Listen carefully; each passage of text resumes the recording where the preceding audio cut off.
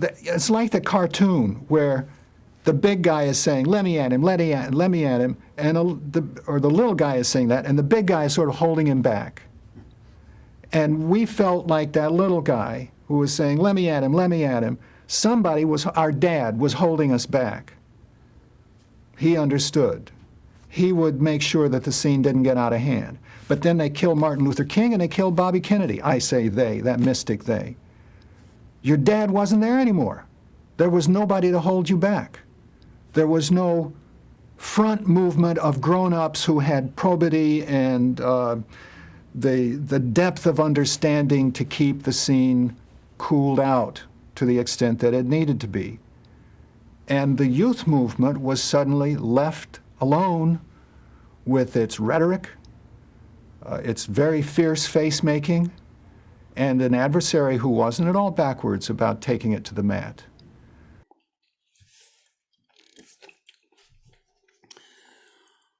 You've been listening to a little piece of Carl Oglesby, an incredible thinker, an incredible storyteller, one of the founders of the anti-war movement of the 1960s who got booted out of it. You're about to hear the rest of that interview that I made with him back in 1989. I'm David Hoffman, old-time independent documentary filmmaker, presenting Carl Oglesby because he is so unique. He was a conservative from a conservative family, blue-collar, ordinary guy who became, because of the way he thinks and the way he talks, a leader of the Students for a Democratic Society, SDS, one of the founders, and entered that movement strongly against the war, which he will describe. But if you weren't alive at that time, you're younger, you're going to find this guy and the way he describes what happened to him, what happened to what he calls the movement, the youth movement, the innocence of it at the start, the more and more larger protests that became violent, that booted him out. Of all the interviews I did, where in 1989 people talked about the 1960s, Carl Oglesby is one of the very best. The years of protest were dramatic only because they had been preceded by so many years of acquiescence. The noises that we made just in coming together in large numbers in the middle 60s and making speeches over sound systems in the great out of doors, these scenes were impressive and dramatic only because they hadn't been seen before. The impact of those demonstrations was never greater than with the 1965 March on Washington to protest the war. There were 30 or 40 or maybe 50,000 people, something like that same number, maybe a few more, 10, 60,000 in November. The feeling that it had to be bigger, otherwise it would be a defeat. And the one after that had to be bigger yet, the mass mobilizations of 66, 67, they all had to be bigger. If they didn't get bigger, then the other side would say, your movement isn't growing, you've crested, you've peaked, you're falling back. So there was a constant sense that the demonstration, which had rather inexpensively made a big point in the beginning, became more and more expensive as time went by, requiring logarithmically greater numbers of people, even to hold par, even to just keep the momentum up. And also as time went by, and the debate about the war polarized people who had previously been indifferent or ignorant of their beliefs. As sides began to be chosen up in a more rigorous and demanding way, and as people worked out their views, left and right and center, the level, the temperature went up. There's a lot of angriness, Carl, and what I see in the footage I'm looking at, people are yelling at each other all the time. Yeah. I have whole hour films of yelling. Yeah. Describe that time. It seems to be very frustrating. Everybody seems angry. I remember it as being a period where people in the youth movement against the war felt very much on the spot in a situation that was brand new and increasingly scary and serious. I think it's odd, for one thing, that the American protest of the war in Vietnam had to be led by a student organization. Where were the grown-ups? Well, they were there, but they were a long time getting their act together. They were a long time showing up. If they had showed up earlier and been a part of the thing from the beginning, I don't know that it would have ever had to become as bitter as it did. But we basically had a movement that was injected, or that injected itself into a very grown-up, very serious situation, and yet was manned and directed by inexperienced people. And each of the succeeding levels of inexperienced leadership felt obliged to come up with the new strategy, the new tactic, the new gesture, the new explanation that will get us over the next bit of horizon.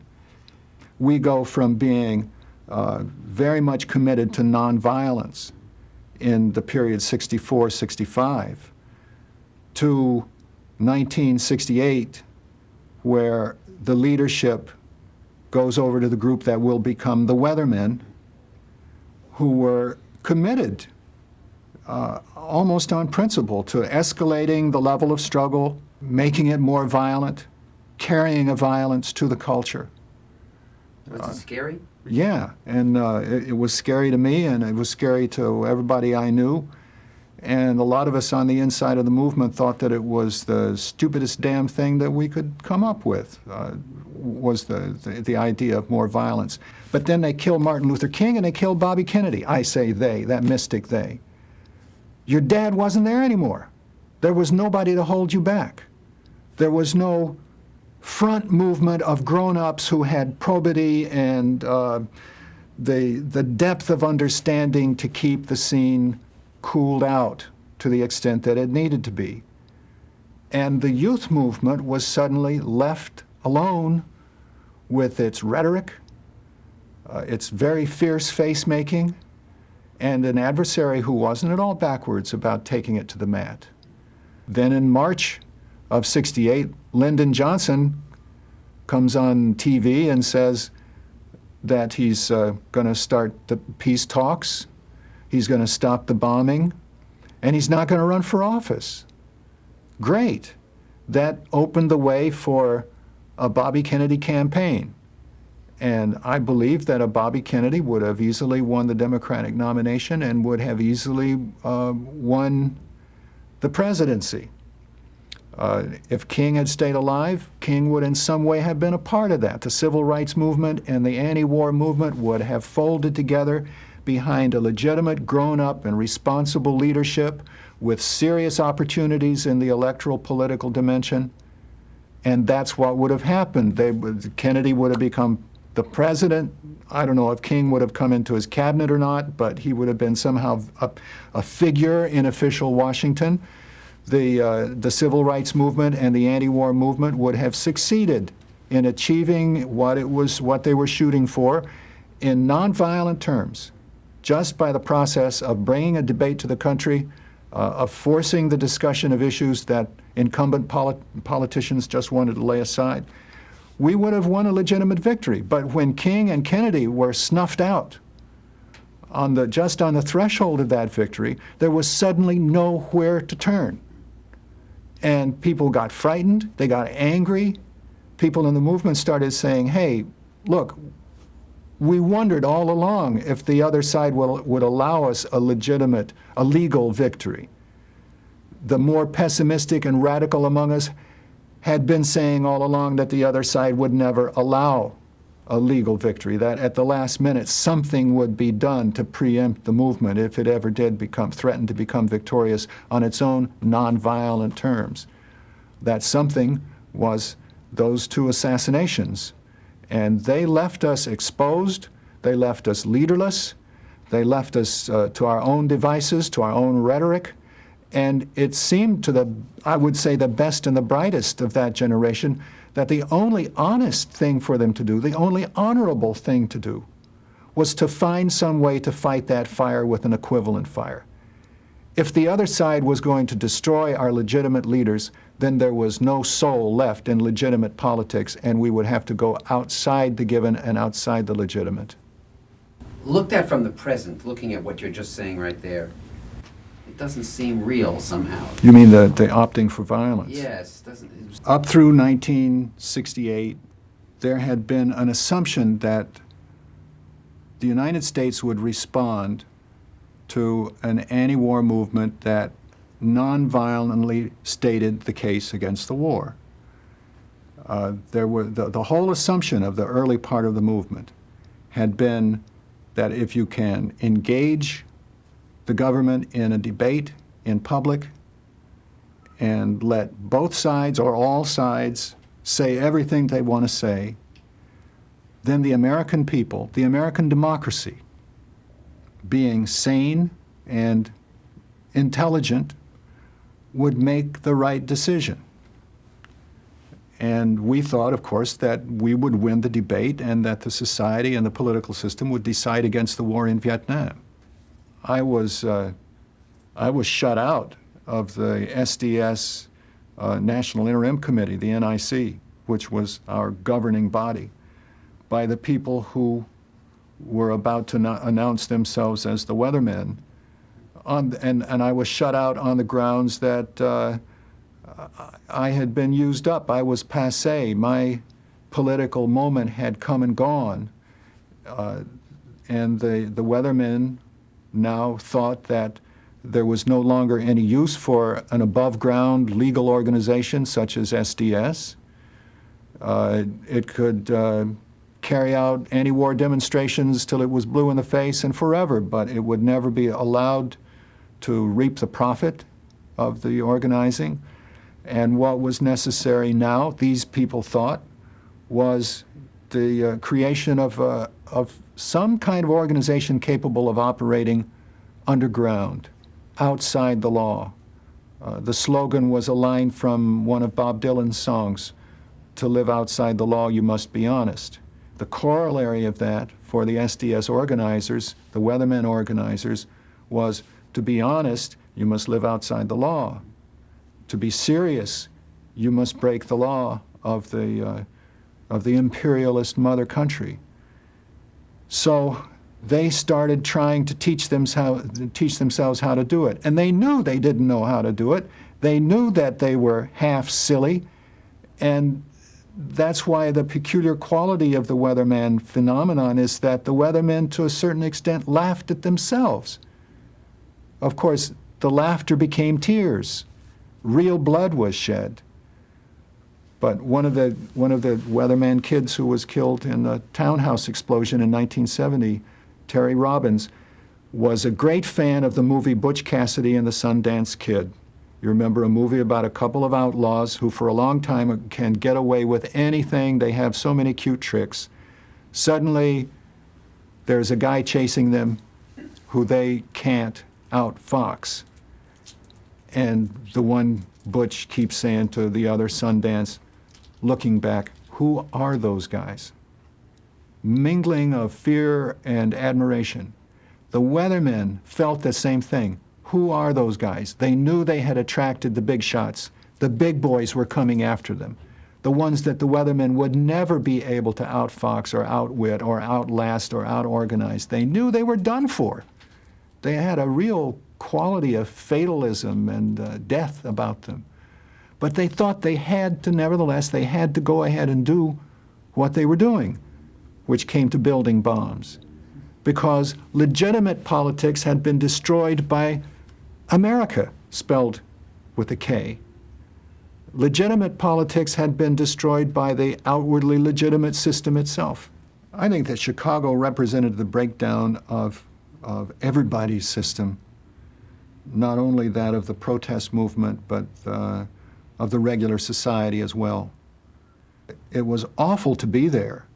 I remember one point at this place called the Bandshell, I was trying to give a speech.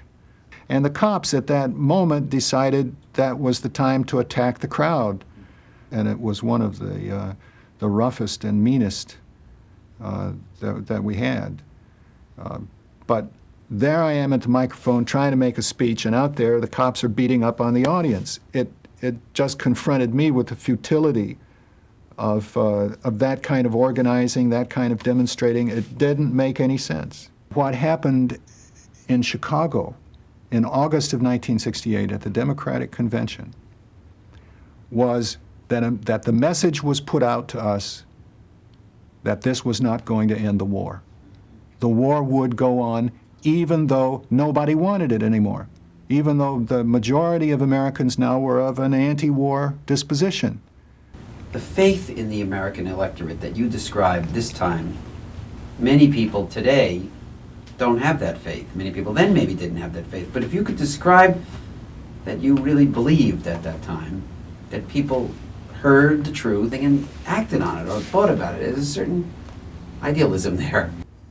Yeah, maybe the movement was idealistic in taking America at its word. If you started out with the assumption that the leadership of this country had its own private agenda, its own secret set of objectives, which it would pursue no matter what, if you started out with that assumption, then you couldn't do politics at all. Now, maybe there were people, certainly there were, who started out thinking already in cynical ways about the American system of decision-making. But that was a relatively small number of people, and even if they were right, that didn't mean that you could jump across that necessary step of trying the system out to see what would happen. You did need to do that. You couldn't just go straight to armed insurrection or crime unless you just wanted to isolate yourself. Because if the movement was idealistic about the American system of decision-making, then I think we would have to say also at the same time that the population as a whole was idealistic about that.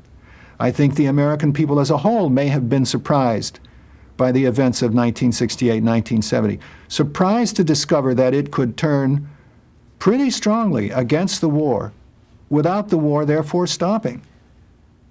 The large anti-war movement of the 71 period, did you feel part of it and proud of it? I went through a personal burnout period in 1970, 71. I left the movement to its own devices. I became very self-consciously a non-leader. I left the big city. It was San Francisco. It might have been New York, Chicago, Boston. It happened to be San Francisco. And went to live in the countryside. It could have been Northern California. It was, in fact, a farmhouse outside of Putney, Vermont. There were maybe a half dozen, sometimes a dozen other people living at this very spacious place, all of whom were more or less in the situation of burnout that I was in, wondering what to do, wondering if there was anything to do more politically, scared of the weathermen, scared of the FBI even more, beginning to be quite desperate, I suppose, in a political sense, and many of us wondering whatever was going to happen to this country, but no longer feeling that anything that we did made much difference. In 1970, 71, 72, nobody saw Watergate coming. And if Watergate hadn't come and stopped Nixon in his tracks, who knows what would have been the result in Vietnam? We cannot say with any certainty that Nixon would stop short of A-bombing the dikes in North Vietnam. We know that he was intimidating those people as much as he could, and we know that the government was trying to crack down as hard as it could on the leadership of the anti-war movement, as though to say to Hanoi, don't trust in the anti-war movement. Don't think that the anti-war movement is going to talk the American government out of this war. We're going to hurt you until you say uncle. So you have faith in government, you believe in change and petitioning the government for change, you still are the same Carl Oglesby that 30 years ago had this faith. It's a different kind of faith, though. Maybe you could say it this way. In those days, back way long ago in the 1960s, when dinosaurs roamed the earth, I thought that a faith in representative government and constitutional democracy was widely shared and taken as a matter of course by the population at large. These days, I don't think that. It's not a majoritarian point of view. It's a minority faith. And it's a hope for the future. A belief in American democracy these days must be a belief that in the future democracy will succeed. It must be a faith that in the future people will learn, we people will learn that we have to conduct our own affairs or we will have those affairs conducted for us. So it's a faith that people can become small d Democrats, small r Republicans. Whereas before, it was a faith that people already were of that disposition. I now see democracy and true republicanism as a forward-looking project for political action and not as a set of conditions that can be taken for granted. My gut feeling is that this generation as such shot its wad in the 60s. We went through too much hope and too much despair in too short a time to come out of it intact as a generation. We started out fragmented as members of what the sociologists used to call the lonely crowd. We had a moment of incredible unity in which we transcended every expectation. And in that moment, I think we did a lot of good. But by the time the 60s were over, certainly by the time of the end of the Vietnam War, people had been knocked back into their individual lives, stripped of that feeling of a generational destiny that had given us such power for those few years in which we felt it in our bellies. I don't think we'll ever get that back again. I don't know if there's another generation of Americans that will. I think I've learned to appreciate better the terrific labor, the industry, and good luck that are required for the perdure of that dream. It looks shakier these days, and the culture that could achieve some confidence in its ability to provide the nice house on the nice street, the nice school, the nice college education, the nice job. The confidence of such a culture seems more of an achievement than it did. It seemed to come without effort, but now I understand there was a lot of effort and a lot of chanciness to it. So we won something and we lost something. And meantime, we had an experience which I suppose is unique in American history, and which nobody who went through it will ever forget. It's an experience filled with treasured moments and nightmares alike to this day, all interwoven. And I think that it will always be this way. The 60s will never level out. It's a corkscrew, it's a tailspin, it's a joyride on a roller coaster. It's a never-ending mystery. Who won, who lost, what were the terms of victory and defeat? We'll always be discussing that. I think it was it was another civil war in a sense. And it has all the drama, the melodrama, the comedy, the pathos, above all the confusion, the uncertainty as to outcome and meaning and significance that the Civil War of the 1860s had. Maybe it's just that in every 60s decade, 18th century, 19th century, 20th century, we have to go through some crisis like this. But it was certainly that we had us a time, and we're still trying to figure out what it was all about. What we did was pretty much on a blank piece of paper. It's not true. That's not true anymore. Kids don't have a blank piece of paper to work with. They have a paper that a lot of hands have scrawled all kinds of messages on. And they, in a sense, they got to start where we left off, but in another sense, they have to start where we left off. And I think it's as much a burden as a gift. If you made it this far, first of all, thank you. Second of all, you've been watching one of my best interviews. Please, if so inclined, go to the right side of the screen. Below it, you'll see a super thanks. Click the super thanks and support my efforts. I'm going to keep on doing this for as long as I can, and I have a huge archive of material that I haven't posted. Super thanks, patrons, members, keep me going. So if you enjoyed this or found it provocative, please support David Hoffman. Thank you very much.